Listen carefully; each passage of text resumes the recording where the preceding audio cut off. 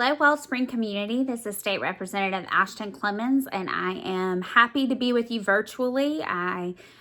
Like so many things, I'm sad we can't be in person like we were last election and a couple of different events I've been at WellSpring, but I know it is on all of us to keep people safe. So I'm glad to be able to share with you a little bit virtually today or this evening.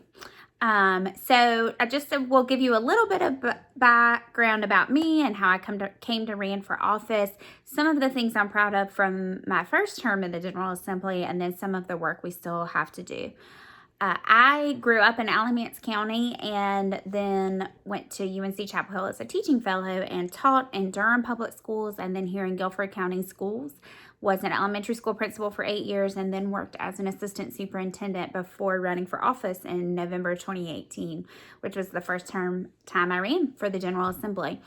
And I really ran based on my deep belief that our public schools are our only option to truly live up to the promise we make as a community that each child, no matter what, should have an opportunity for a successful future. And in North Carolina, we have taken steps away from that constitutional obligation, but moral obligation to provide for each of our children significantly in the past 10 years under Republican leadership, which is what led me to run for office. So that is one of the things that I have worked on in my first term in General Assembly, but I worked on several other issues as well. So we had the second longest long session ever in history in 2019. We actually adjourned at the end of November. And during that time, I am proud of some of the things that we were able to do. I entered the North Carolina House with 18 freshman Democrats, which was the largest freshman class we'd had in years, and was honored to be elected chair of our freshman class. And got to be part of the leadership in our work moving forward through the session. So it was a good opportunity to give back, but to also learn about how things worked in the General Assembly. I also had the great opportunity I was appointed when COVID first happened. Speaker Moore created bipartisan working groups, and each of those working groups there were 4. One was on healthcare, one was education, one was good governance, so continuing government, and then short economic support for our state. And each of those had bipartisan chairs, and I was honored to be the Democratic chair of the COVID-19 education work group. And so starting in March through now, we are still meeting and regularly working.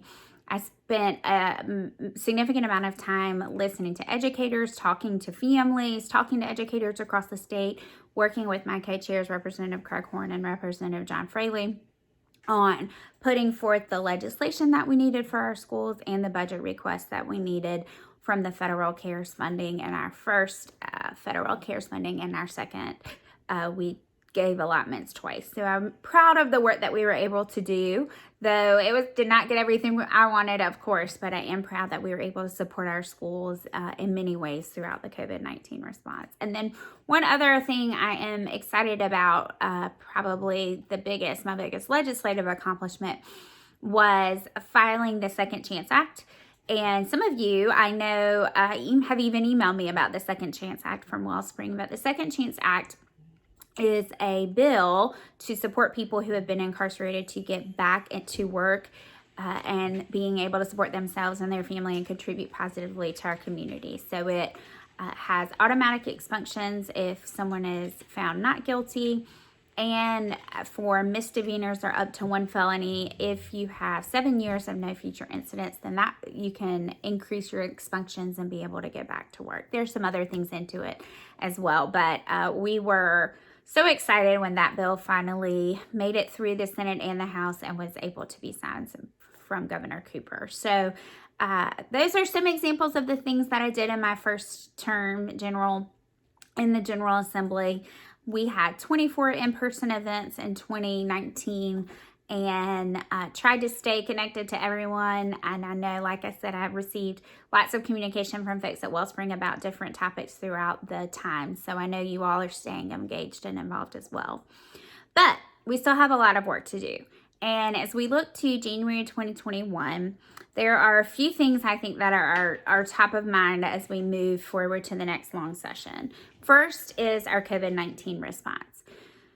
The abysmal dereliction of responsibility at the federal government has left states having to do a lot of the important work to protect the people in our states from spreading coronavirus and how we rebuild after the coronavirus. So we still today, we are at 120 plus days of the Senate refusing to take up the House-passed Coronavirus Relief Response Act.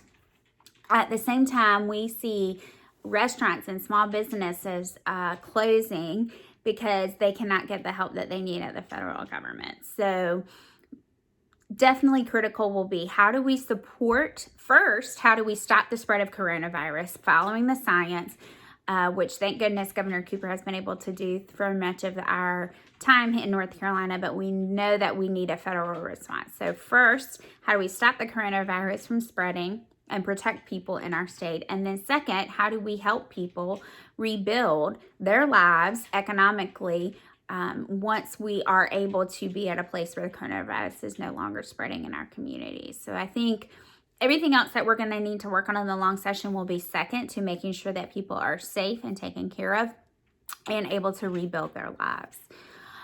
Right connected to that is our continued need to expand Medicaid in North Carolina.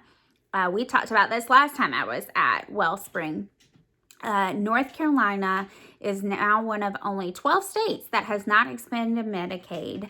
And we are now up to it. Our original estimates were about 500,000 North Carolinians, but after the pandemic and the economic losses of our state, we would now be covering 680,000 North Carolinians with health insurance, working North Carolinians with health insurance, that we are just choosing not to do because the Republican leadership in the General Assembly continues to refuse to bring it forward. There have been multiple alternative ways to do this. And we have tried to work across the aisle, but they just continue to refuse to bring it up in the General Assembly for a vote. And thus, we continue to have 680,000 North Carolinians without health insurance during a global pandemic. This would increase the people covered. It would also lower everyone's healthcare costs because we would have a decrease in services that are uncovered. And it would bring a tremendous amount of new jobs that are in the healthcare field, up to 25,000 new jobs in our state.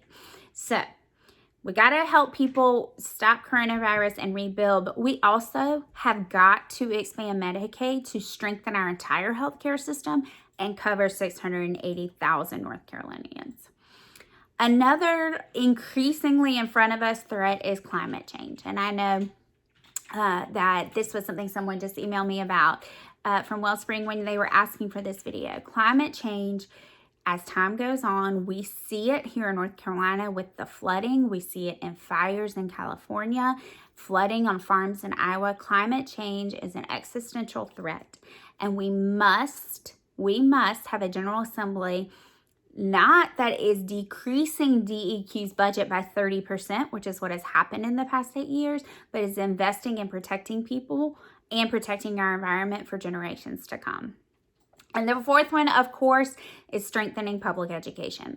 We are literally the lowest state in the country when you look at the percentage of our state GDP that we spend on education. Lowest, 50th. We are 50th in the country on that. Our children have a per pupil expenditure that is not yet back up to what it was before the 2008 recession. Our future, your grandchildren, great-grandchildren, our future and our future success as a state depends on our strengthening, building, and solidifying our public education system. So we have a lot of work to do in the North Carolina House. We are hoping to make some progress and be able to flip the North Carolina House blue because we believe that we know how to tackle these big problems: climate change, environment, protecting our environment, public education, expanding Medicaid. But we have seen that the leadership in the General Assembly is unwilling to do that now. So I hope that you will vote for me. I hope that either way, you will reach out to me with ideas and questions that you have. My email is ashton.clemons, so ashton.clemons @ncledge.net. And either way, my email inbox is always open. Thank you so much for giving this time to be with you virtually, WellSpring. I hope that you are all doing well and taking care and being safe with you and the people that you love around you. And we'll stay engaged as we continue to work together to rebuild from this crisis into the future of what North Carolina needs to be. Thank you so much. Take care.